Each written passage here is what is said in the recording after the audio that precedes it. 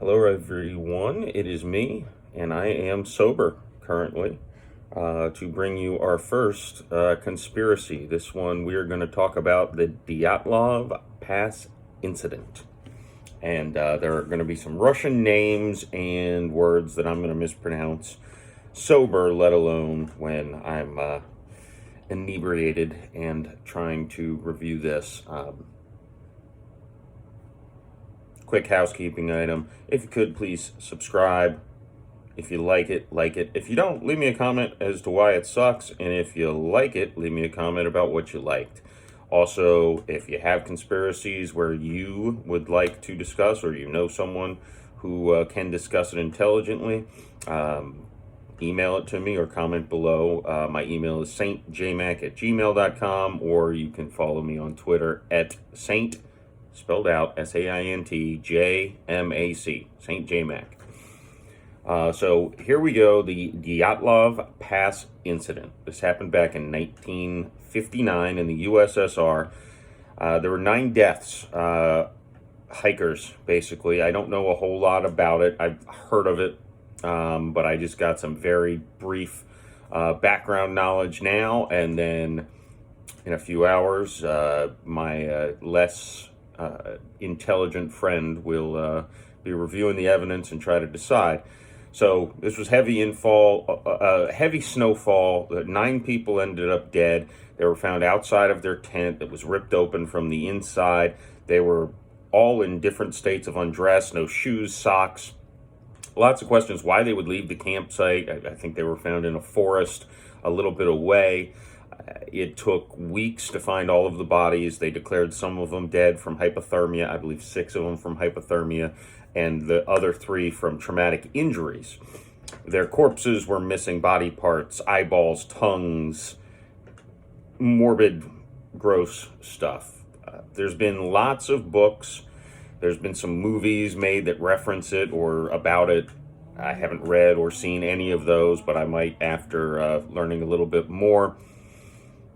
There's a lot of question about it. So there were people, other hikers near the scene that reported strange orange spears in the sky. A Yeti attack was considered because I assume the state of their corpses.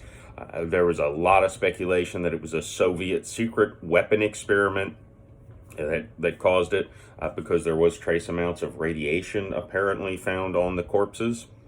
Obviously, there's always a good hankering for people who claim it had something to do with aliens or UFOs. There's a more traditional approach, which has kind of been the official story of it being an avalanche. The reason I chose this one was because this happened in 1959, and February 2nd of 2021, so 10 days ago as I'm filming this, new information arrives, apparently due to Frozen, the Disney movie, and its animation. And apparently that has scientifically cracked the code of how this whole thing went down. We'll see if intoxicated me can figure it out, whether I agree with that or not, or if one of the other theories is maybe I'm liking Yetis later. Who knows?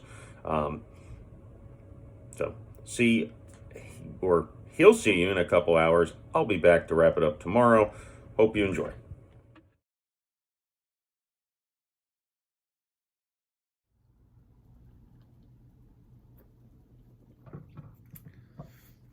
Hello, and welcome to the Dyatlov Pass incident conspiracy podcast. I am going to be doing some reading, and there'll probably be some breaks during this podcast, mainly because a few reasons. I may have to pee, or I just refilled my drink, but you never know how low it's going to go. Or I just may want to pause it to take a break. So here we go. Now, normally My idea for this was to have a guest who would kind of be an expert on the conspiracy, but COVID times and all, I'm going to be the one educating myself and you. So I'll be doing some reading. This part right here is going to be off Wikipedia to give you some background about the whole Dyatlov Pass incident. So here we go. The Dyatlov Pass incident was an event in which 9 Russian hikers died in the northern Ural Mountains between the 1st and 2nd of February 1959 in uncertain circumstances. The experienced of note, the experienced trekking group, who were all from the Ural Polytechnical Institute, had established a camp on the slopes of something in an area now named in honor of their group's leader, Igor Dyatlov. Dyatlov. Sorry, Igor Dyatlov. During the night, something caused them to cut their way out of their tent and flee their campsite while inadequately dressed for the heavy snowfall and sub-zero temperatures. After the group's bodies were discovered, an investigation by Soviet authorities determined that 6 had died from hypothermia while the other 3 had been killed by physical trauma. 1 victim had major skull damage, 2 had severe chest trauma, and another had a small crack in the skull. 4 of the bodies were found lying in running water in a creek, and 3 of these had soft tissue damage of the head and face. 2 of the bodies were missing their eyes, 1 was missing its tongue, and 1 was missing its eyebrows. The investigation concluded that a compelling natural force had caused the deaths. Numerous theories have been put forward to account for the unexplained deaths, including animal attacks, hypothermia, avalanche, katabatic winds, infrasound-induced panic, military involvement, or some combination of these. Russia opened a new investigation into the incident in 2019, and its conclusions were presented in July 2020. This happened in 1959, July 2020. That an avalanche had led to the death. Survivors of the avalanche had been forced to suddenly leave their camp in low visibility conditions with inadequate clothing and had died of hypothermia. Andrei Kuryakov, deputy head of the regional prosecutor office, said it was a heroic struggle. There was no panic, but they had no choice but to save themselves under the circumstances. A study published in 2021, this year, suggested that a type of avalanche known as a slab avalanche could explain some of the injuries. So here we go. We're talking about an experienced group of hikers.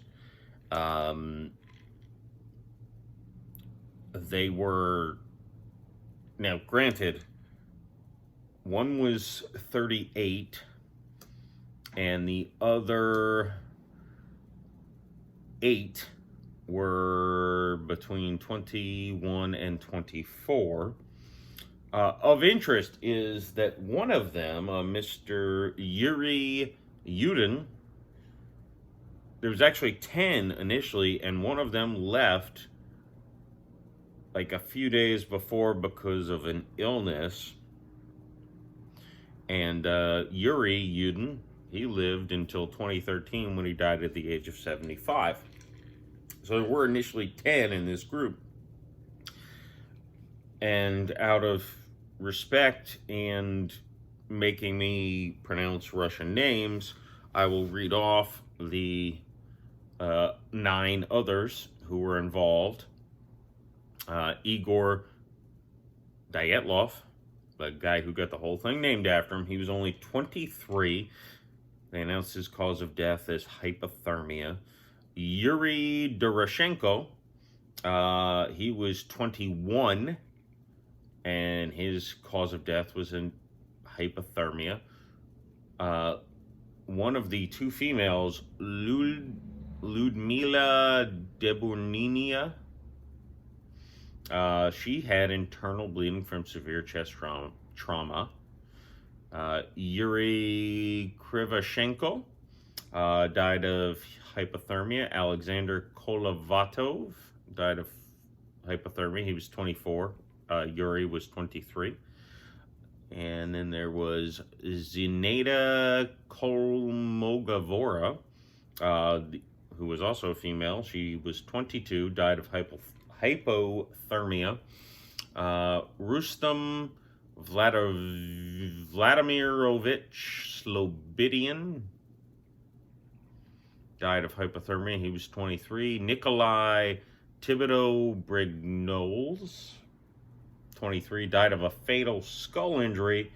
And Alexander Zolotarov, he was 38. He was, I guess, like the scout leader of the group. He died of severe chest trauma. Now these 10 that turned into 9 were all doing something dangerous, in essence, to begin with this hike. And they were supposed to be getting some sort of level 3 medal,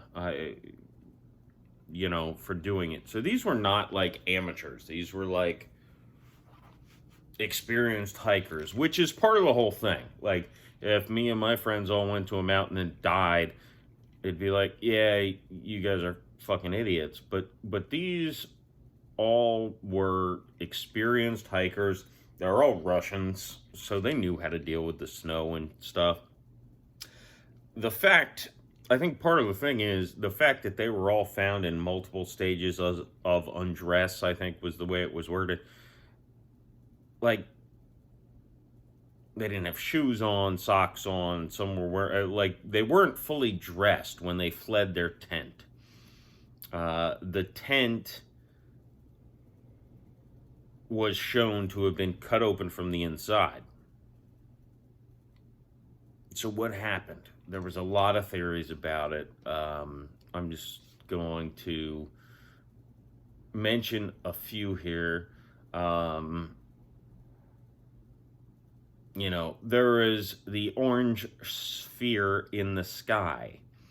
And I think this ties in with UFOs and aliens. So another group of hikers about 31 miles south of the incident reported they saw strange orange spheres in the sky to the north of the night on that incident. That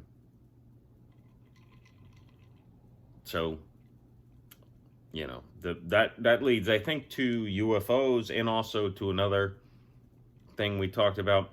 There's also a Yeti attack. Now, I watched some stuff on this, and I read some stuff on this. As much as I love to believe that there are Yetis out there,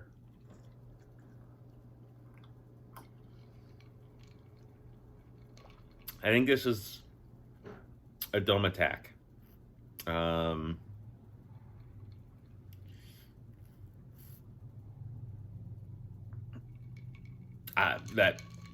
That's about all I have to say about that. I mean, I get they're talking about the eyeballs being eaten, the tongue being eaten, all that stuff. But there have to be other creatures, polar bears or reindeer, or I don't know if reindeer eat flesh, but there have to be other creatures up there that would have consumed on a dead human corpse, one would think. So there's that. There is I think I mentioned the aliens. There's the Soviet secret weapon experiment. I'll talk about that more in depth. That one's interesting. And also, I feel like could play into the orange sphere thing.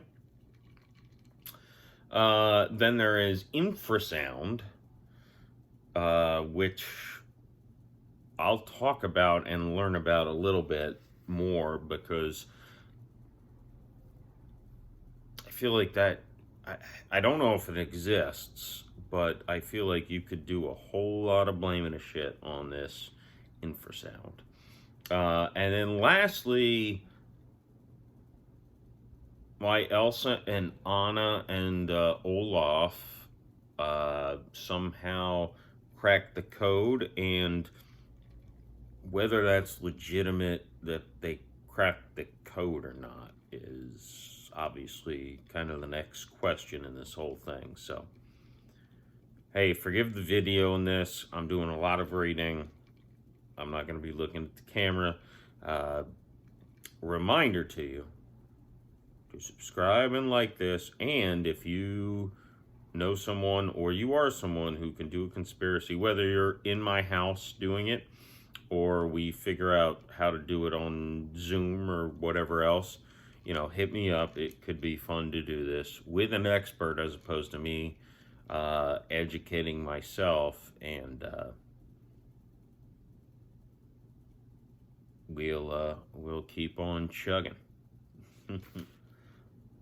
So I'm not someone who's familiar with the snow, but here's something that's weird to me. So this is reading the St. Petersburg Times from Russia, not from my hometown. And they're talking about the tent being torn down, covered in snow. It was cut from the inside, but inside, all of the group's belongings and most of the shoes had been left behind. They tracked footprints from 8 or 9 people. They were wearing socks, a single shoe, or were barefoot. Now, I've been in snow like a few times in my life, and never would I ever consider walking barefoot or in one sock in snow. These people are Russians. One would think they would understand the importance of shoes. So they left with an urgency unknown to any rational human being. Investigators matched the footprints. They were saying there was no evidence of a struggle or that other people had entered the camp. The footsteps led down to a slope to the forest, but disappeared after 500 meters. They found the first 2 bodies at the edge of the forest under a towering pine tree. The 2, Georgy Krishenko and Yuri Doroshenko, were barefoot and dressed in their underclothes. So they didn't get dressed, they didn't get shoes on. Something happened that made them cut their tent from the inside. Now, I do want to know what generates the heat inside the tent. I'm assuming this is a understood thing for people who are up north. I'm from Florida, so I don't really know these things all that well. So I'm a little curious about what makes the tent, especially in 1950s, so warm that you just strip down to your underoos and go barefoot at night. I would think, I don't know, I guess I sleep naked, so I guess I'm not one to talk, but it also never gets under like 63 degrees inside my house, no matter how cold it gets outside. So, I don't know. I would assume at a certain point I'd wear socks and, you know, some basic garments. But barefoot in your underwear just seems sketchy. The next 3 bodies, Dyatlov, Zina, Kolmogorov, and Rustam Slobodin, were all found between the tree and the camp. The way the bodies were lying indicated the 3 had been trying to return to camp. kind of makes sense, that one. At least they were trying to return, but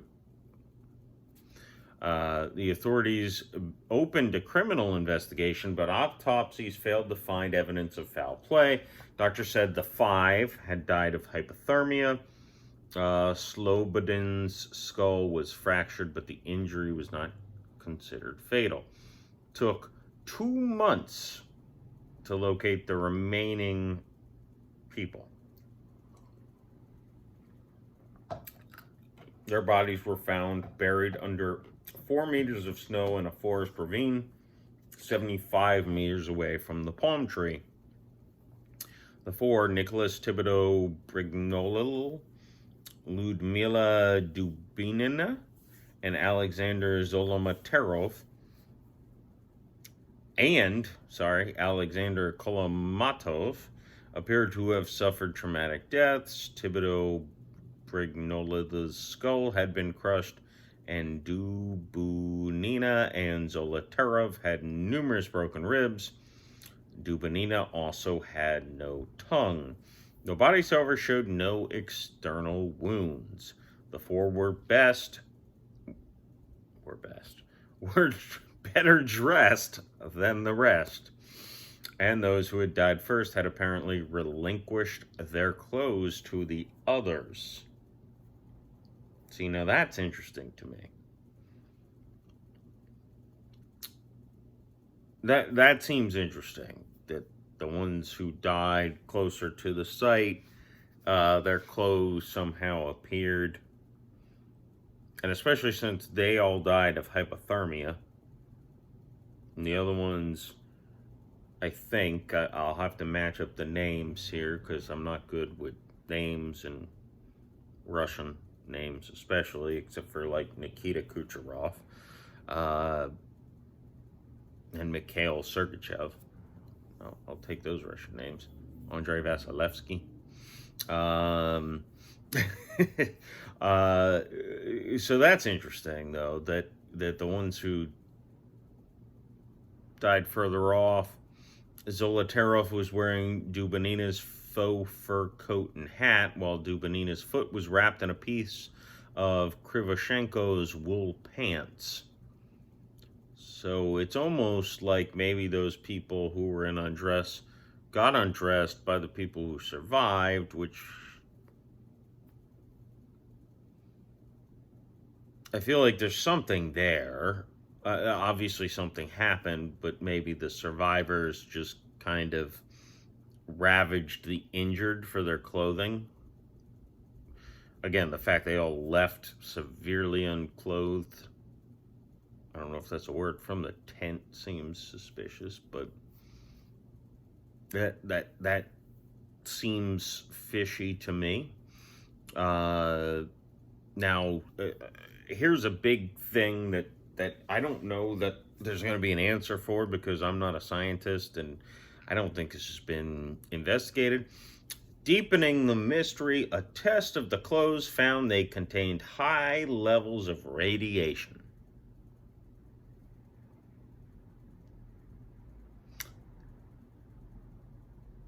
This is problematic to me.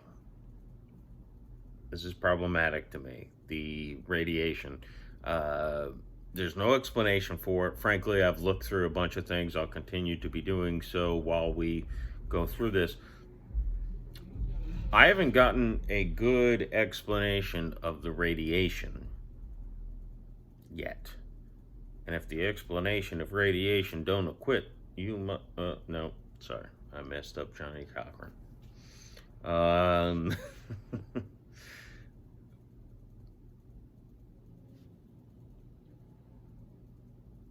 So the bright flying spheres, I'm going to talk about that a little bit now. In 1990, I'll read this from the St. Petersburg Times. In 1990, here's a fun thing. This happened in 1959. So keep in mind when I'm giving you dates from 1990 or 2020 or 2021. This happened in 1959. In 1990, the chief investigator Lev Ivanov said in an interview that he had been ordered by senior regional officials to close the case and classify the findings as secret. He said the officials had been worried by reports from multiple eyewitnesses, including the weather service and the military, that bright flying spheres had been spotted in the area in February and March of 1959. Ivanov told the Linesky Put, a small Chechen newspaper. He retired in Kazakhstan and has since died. But he told them, I suspected at the time and am almost sure now that those bright flying spheres had a direct connection to the group's death. The declassified files contain testimony from the leader of a group of adventurers who camped about 50 kilometers. I think that's about 30 miles for us Americans. I think. South of the skiers on the same night. He said his group saw strange orange spheres floating in the night sky in the direction of Kolotsai. Yeah, we'll just go with that. Ivanov speculated that one skier might have left the tent during the night, seen a spear, and woken the others with his cries. Ivanov said the sphere might have exploded as they ran towards the forest, killing the four who had serious injuries and cracking Slobodin's skull. Yudin said he thought the explosion, Yudin, the one who left the group, interestingly enough, I wonder if they tested if he was an alien when he died. Rest in peace, sir. Yudin said he also thought an explosion had killed his friends. He said the level of secrecy surrounding the incident suggests that the group might have inadvertently entered a secret military testing ground. He said the radiation on the clothes supported his theory. So here is, and no traces, however, of explosion. No traces of explosion, however, have been found near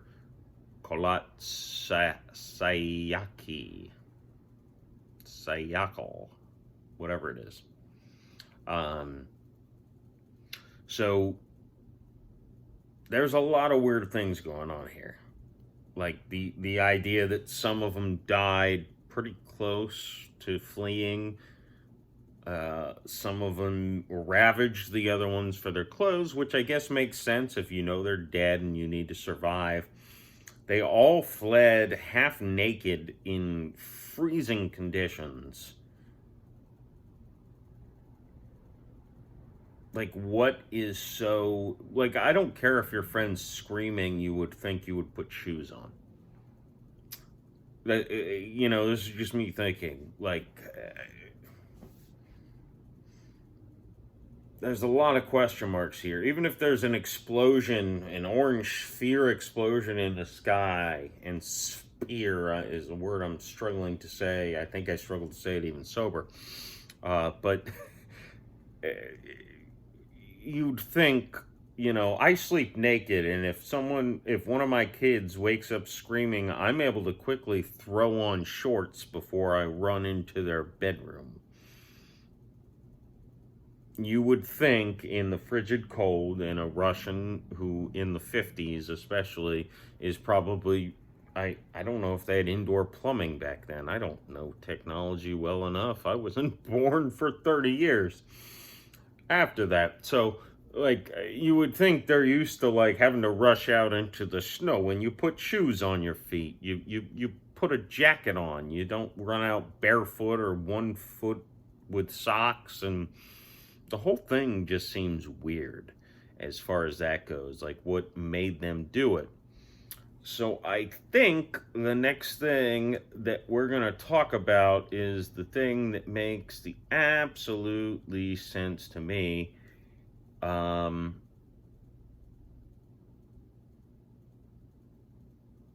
think next we'll go to the Yeti.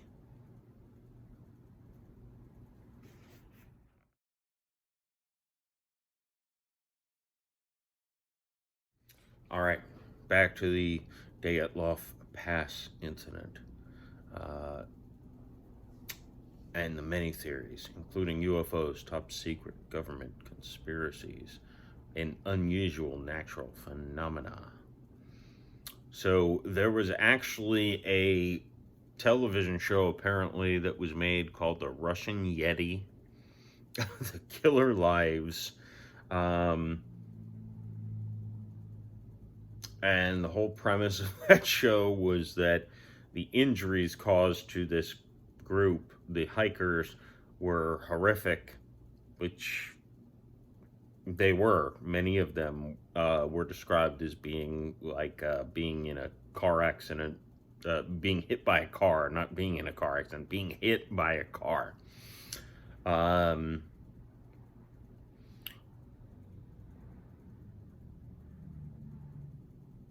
The whole thing, the whole theory. So a lot of these bodies are actually photographed, and I think they're public domain. The ones that are, I will have mixed in. You may have already seen a couple.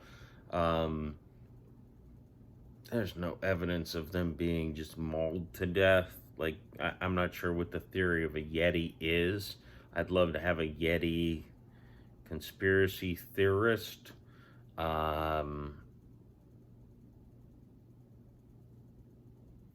But at the same time,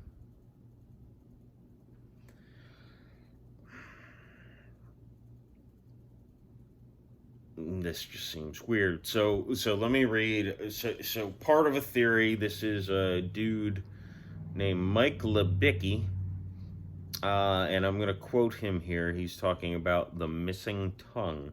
When I found out one of the students was missing a tongue, immediately I knew this was not caused by an avalanche. Something ripped out the tongue of this woman. Skeptics will immediately recognize the logical fallacy he employs. The only possible explanation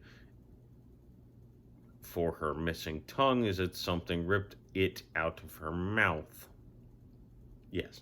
A woman's tongue was removed would be a question best answered by a medical doctor or a pathologist instead of a mountaineer, but Lebecki gamely takes a guess. Some powerful animal targeted and removed it. So this is all from the show. And basically the whole theory of the missing tongue was because a Yeti was at the cause. And for some reason, the Yeti really wanted her tongue. I'm not sure whether it's because he wanted to try to use it to speak or whether he just liked the tongue meat.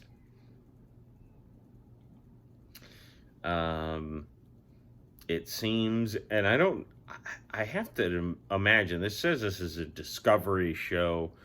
I can't imagine the Discovery Channel airing this, so I'm kind of curious whether this is like our Discovery Channel, as an American, of course, even though this may get more views in Russia. But, sorry. So let's table this one. I'm going to dismiss the Yeti theory right now. It just doesn't seem reasonable. Also, by the way, the tent being cut open from the inside doesn't really seem to make sense for a Yeti. Would have been open from the outside if it was a Yeti attack. Unless theory is something else caused them to flee and a Yeti killed some of them in the forest. I guess that's possible, but like again, I also imagine there's like polar bears. I hear moose. I don't know if Russia has moose, but I've talked to a couple Canadians and they say moose are like the most vicious, crazy creatures that you don't want to encounter. I've had a Canadian tell me that they'd rather run into a bear than a moose in the wild. So nature's vicious as fuck. That's kind of what I'm saying here. So, yeah, anything that made them flee their tent is the cause of their death, even if a bear or a Yeti or a moose or penguin. I'm joking. I'm pretty sure a penguin didn't maul anyone, but you know, I think the focus should be more on what caused him to flee the tent in such an urgency. We still haven't gotten to Frozen. We will. I almost promise you. But I'm going to take a minute here to refresh and do number one. So we will return in a second. All right.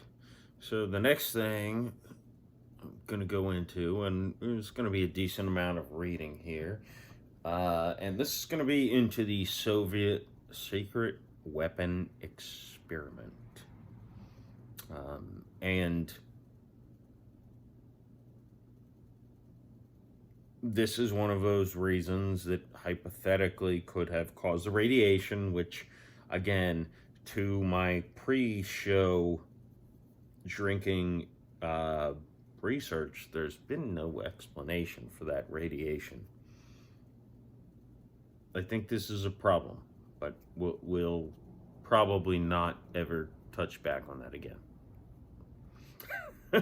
But I hope that someone will watch this and comment.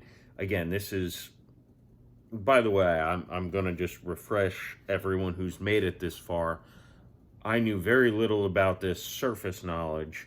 I've done all my research after I started drinking. This is a tall glass, and this is my fifth. I think. So, my research may not all stick. But again, that's kind of the point of this whole thing. Is to convince me. Not to convince the smart guy. And I'm realizing now I'm sounding a little bit like Hulk and what's his face? Mark Ruffalo. Bruce Banner. Not nearly that smart or that strong, but smart and dumb. I mean, you know, there's something there. So let me read a little bit about this Soviet secret weapon experiment. So in one speculation, the campsite fell within the path of a Soviet parachute mine exercise. This theory alleges that the hikers, woken by loud explosions, fled the tent in a shoeless panic and found themselves unable to return for supply retrieval. After some members froze to death attempting to endure the bombardment, others commandeered their clothing only to be fatally injured by subsequent parachute mine concussions. There are indeed records of parachute mines being tested by the Soviet military in the area around the time the hikers were there. Parachute mines detonate while still in the air, rather upon striking the Earth's surface, and produce signature injuries. Yeah, it says signature injuries similar to those experienced by the hikers. Heavy internal damage with relatively little external trauma. The theory coincides with reported sightings of glowing orange orbs floating or falling in the sky within the general vicinity of the hikers and allegedly photographed by them. There is a photo that looks like they were photographing bright lights in the sky. I did see that. Blah, blah, blah, blah, blah, blah, blah, blah. Potentially military aircraft or descending parachute mines. This theory, among others, uses scavenging animals to explain Dubinina's injuries. Some speculate that the bodies were unnaturally manipulated on the basis of characteristic livor mortis markings discovered during an autopsy. I don't know what that means. As well as burns to hair and skin. Photographs of the tent allegedly shown It was erected incorrectly, something the experienced hikers were unlikely to have done. So here's my thoughts on that. They hear explosions. Why do they have to cut open the tent from the inside? This is the whole... You can open... unless... I've gone camping, not in the snow, but in the woods, numerous times. And a tent opens from the inside. You don't have to cut it open. I feel like you hear explosions, you don't just cut open the tent, you open it normally.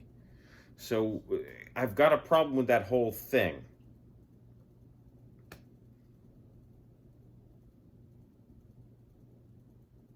The fact that the tent was opened by cutting it from inside. Explosions doesn't answer that to me. It just doesn't.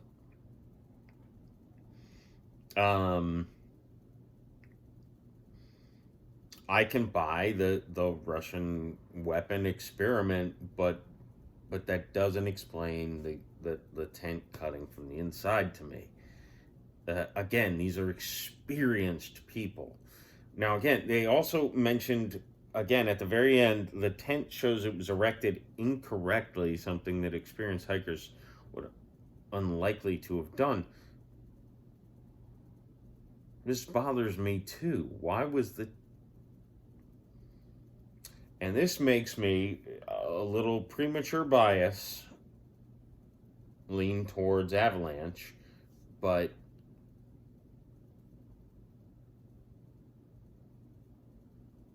like they were bogged down. They had no choice but to cut out and just crawl out no matter how they lay. They didn't have a chance to grab shoes and everything. You know, I don't have photographs of the scene, but I could imagine the whole thing's collapsed. They're just crawling out. They don't have time to dig down there for their shoes. Okay, so I'll read a little more about the weapons, but this, again, let me just read it, I guess, and we'll go from there. A similar theory alleges the testing of radiological weapons and is based partly on the discovery of radioactivity in some of the clothing, as well as descriptions of the bodies by relative as having orange skin and gray hair. I've barely got gray hair, and I'm 33. These all, except for that one old 38-year-old, were way younger than me. However, radioactive dispersal would have affected all, not just some of the hikers and equipment, and the skin and hair discoloration can be explained by a natural process of mummification. Oh boy. After 3 months of exposure to the cold and wind, the initial suppression by the Soviet authorities of files describing the group's disappearance is sometimes mentioned as evidence of a cover-up, but the concealment of the information about domestic incidents was standard procedure in the USSR and thus far from peculiar. And by the late 1980s, all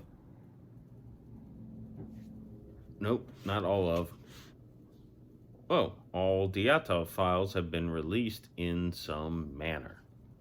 All right. I don't know that that explains the coloration of skin and hair color. I'm not sure whether I'm not an expert in radiation, so maybe I don't think that explains the radiation. But I'm going to go ahead and cross off the weapons testing. I know that might seem...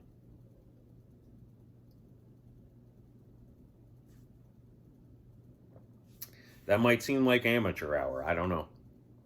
It just doesn't seem... I don't see a group of 9 experienced hikers, skiers, whatever they are. I don't see them hearing explosions and just going, ah, and cutting the tent and dashing out without getting their clothing. I'm not buying it. I'm not buying it. I'm not buying the Yeti. Orange spears, though, are kind of a weird thing. I don't know. We've got a couple other things to look at. The next thing we're going to look at is called infrasound. Infrasound. And this is going to be the weirdest shit that I don't think I've ever heard of. So we'll try that next. Welcome back. the next I'm refilled. The next thing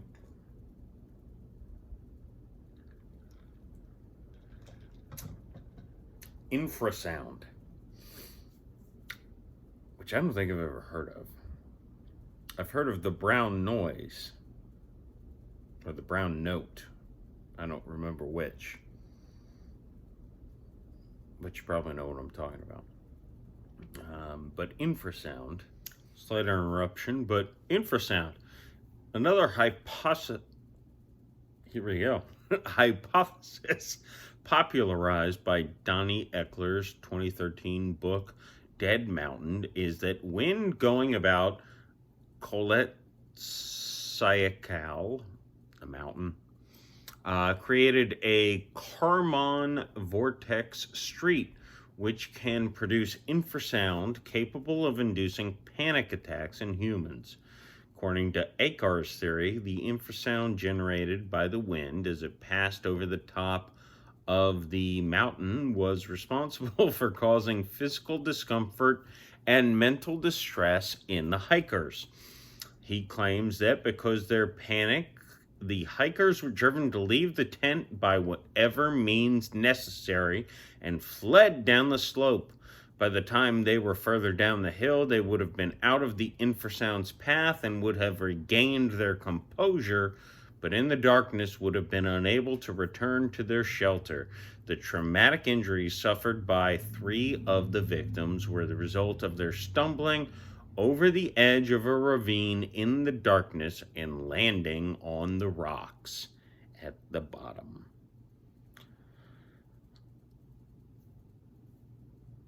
So here's one that actually makes a little bit of sense, except for I've never heard of it.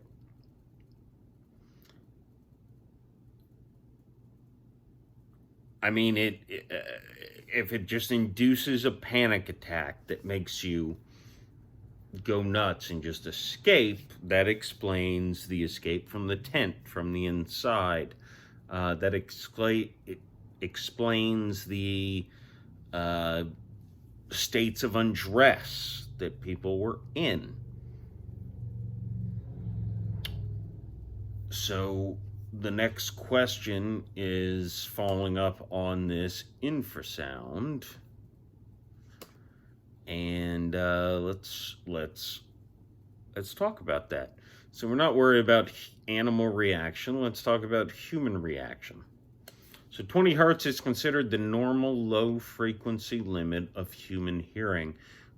When pure sine waves are reproduced under ideal conditions and at a very high volume, a human listener will be able to identify tones as low as 12 hertz.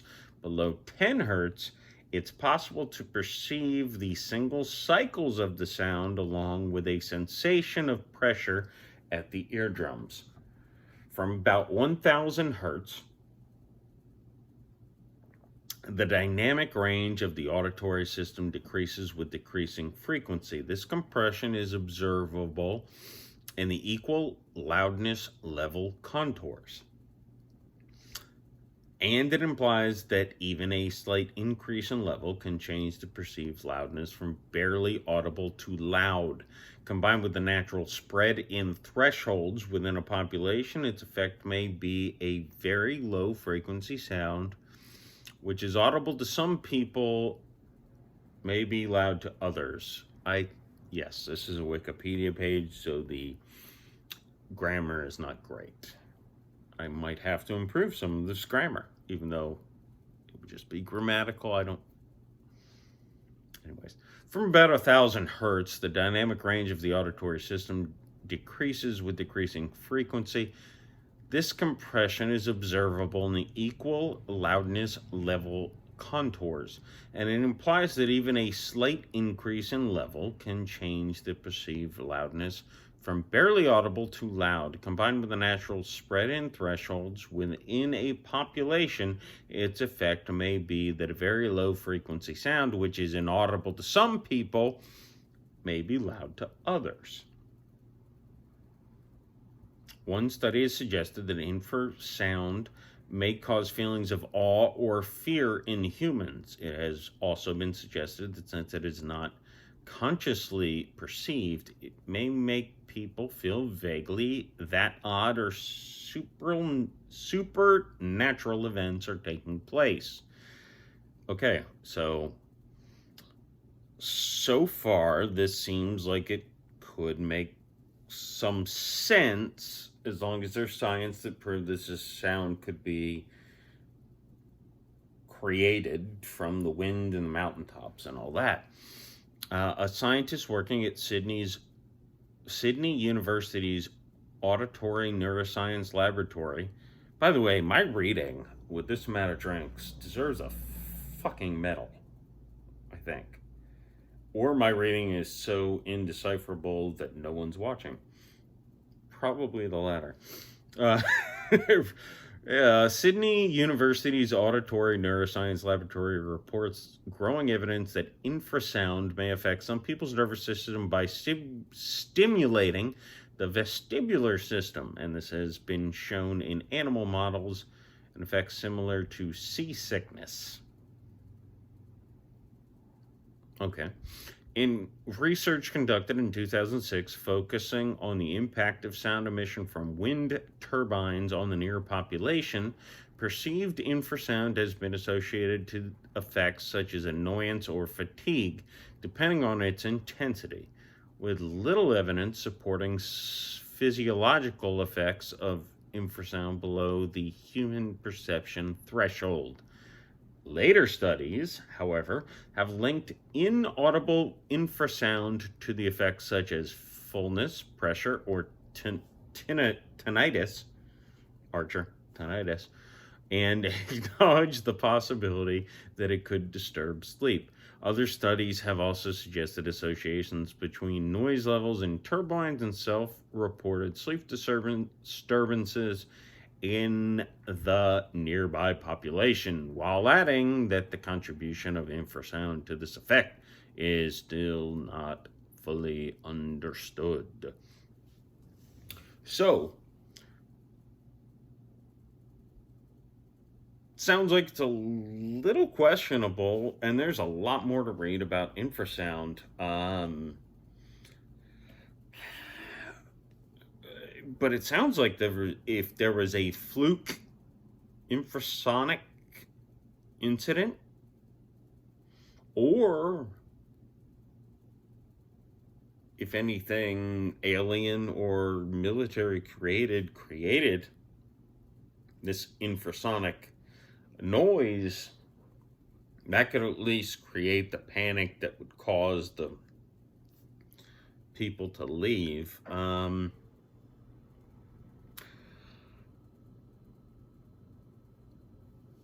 I can't rule this out, like, on just the current data.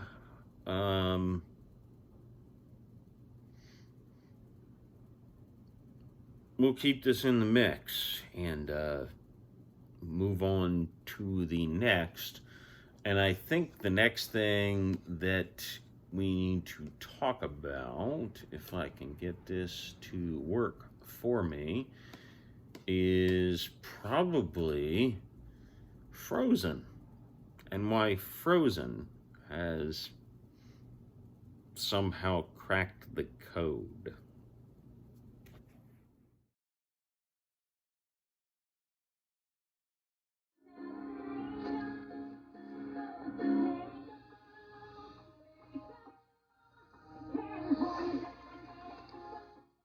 All right. So we're hitting the home stretch because I'm getting a little bit too drunk. And we're talking about Frozen solving this conspiracy theory of the Dyatlov Pass incident. And I've probably pronounced that 70 different ways throughout this night. I've had phone calls. I'm going to stop recording on my phone, by the way. This whole thing doesn't work well when I'm relying on my phone to do the recording. So, I'm going to go off this article from Cinema Blend to give me some quotes here. So here we go. A new investigation was led by researchers Johan Guam and Alexander Puzarin, and the research was recently published in the Communications, Earth, and Environment Journal, which I should probably research that, but I'm going to go on this. The hikers departed for their trip January 23rd, 1959. They brought a large tent, skiing equipment, and supplies. We know through diary entries that the team made it to February 1st when they pitched their tent on the slope under the Kolyat-Sakale mountain range in the Ural range. A mountain in the Ural range. They were discovered several weeks later, and none of the clues made any sense or seemed to fit together. The tent was cut open from the inside. Their bodies were spread all over the nearby area. And I had a Walmart ad pop up on me. Fuck you, Walmart.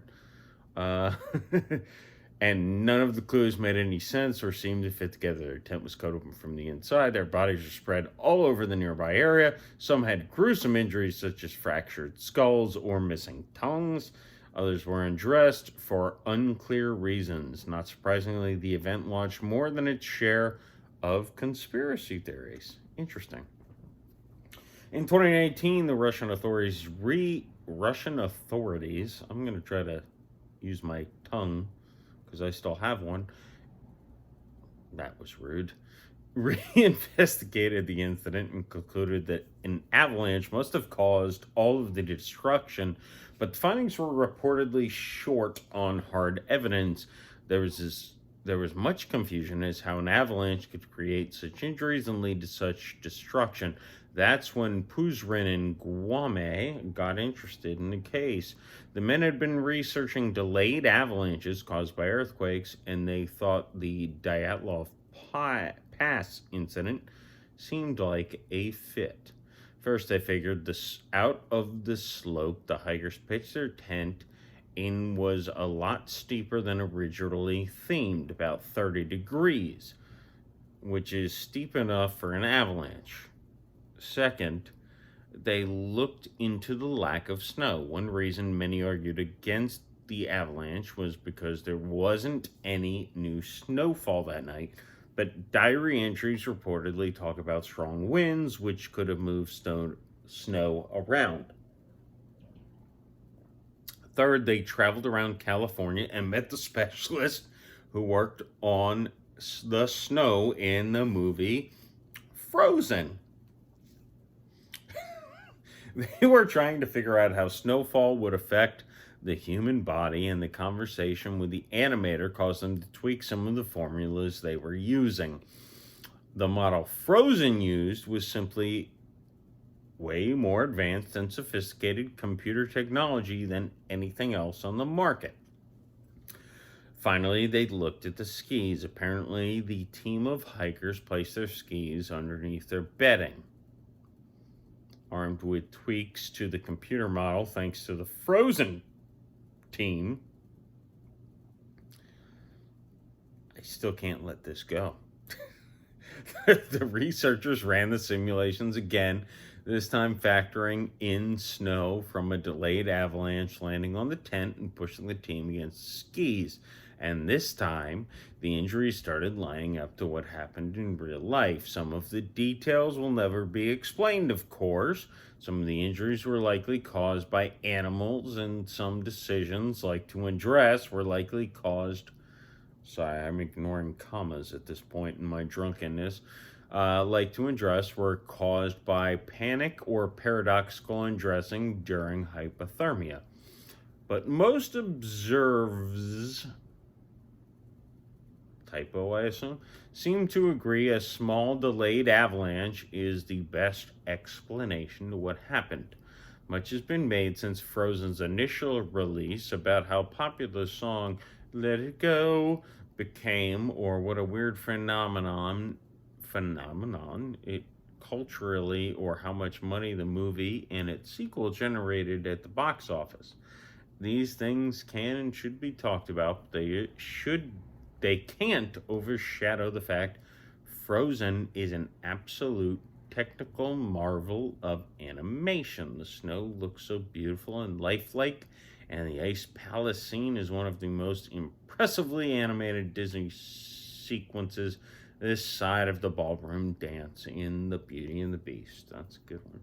And such, it makes sense people in completely unrelated fields noticed and saw applicable ways to use the work to make advancements in their areas of study.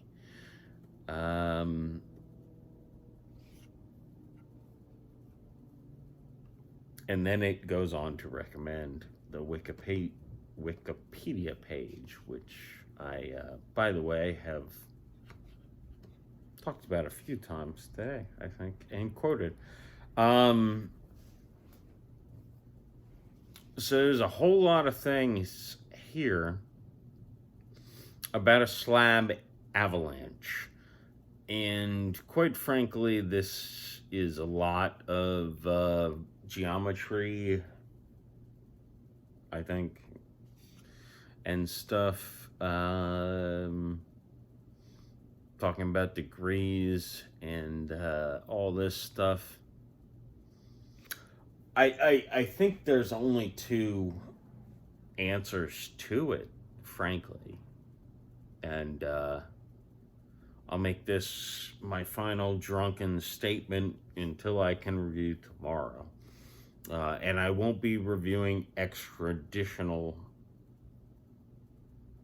I don't think that's appropriate with what I'm talking about. I won't be reviewing extra. I'll just be reviewing the video of what I talked about. To me, the only things that make sense are that panic noise, that the sound, the infrasound, which seems far-fetched, but again, the whole point of the thing is that they cut out from the inside of the tent. So this slab avalanche, looking at the brief physics of it, seems to be, to me, like a very minor avalanche, like not something that would register on a grand scale, but when you're in a tent, could maybe head you down. To me, that's the only other thing that could make people cut from the inside of the tent, the infrasound or that slab avalanche. And maybe I'll read a little more about slab avalanche, but I'm looking at a lot of like calculus signs right now, which I never took calculus because I was smart enough to know that I didn't want to take calculus because it would not benefit my life at all. Maybe it would, talking about the Dyatlov Pass incident, but I don't think that makes my life any better. I took dumb math and got a very easy A, so I took it. So I'm gonna call this one a I don't know that I'll say this, I don't know that I buy the Frozen thing.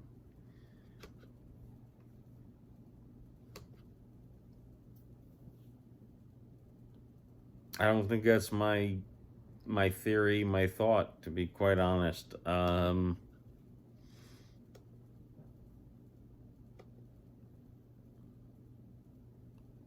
I think it's a good, I feel like it's maybe a better excuse for something. Like it's, hey, Frozen gave me this great incident because the way they made their snow dance. Um, Ultimately, I don't think it had to do with aliens. I don't think it had to do with Yetis.